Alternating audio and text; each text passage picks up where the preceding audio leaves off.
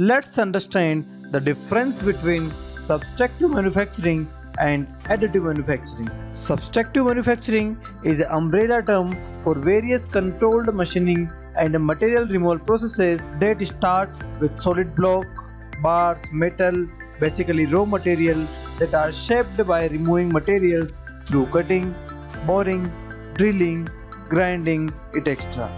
In subtractive manufacturing, we need lots of machine to make a single component. For example, if you want to make a rod of 10 cm, you need a lathe machine for machining, cutter for cutting, a grinder if you need higher finishing, so it has very high initial cost and skilled labor required. Almost all the old manufacturing processes are subtractive in nature, where 40% of materials will just get wastage as a form of chip.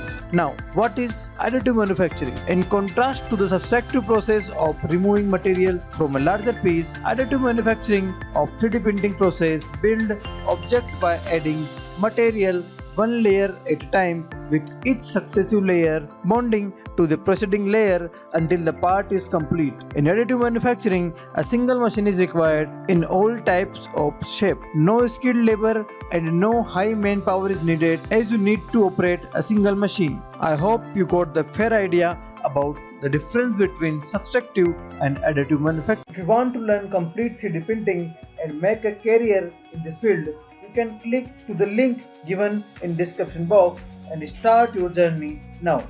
In this course, you will learn 3D printing, also known as additive manufacturing, from start to finish. This course includes design of 3D models, slicing of 3D model, 3D scanning, types of 3D printers, still file formats, post-processing, 3D printing materials, and many more, along with assignments and quizzes. At the end of the course, you will get a certificate which will help you for your job interviews.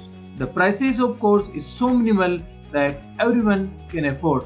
So, see you inside the course. Thank you.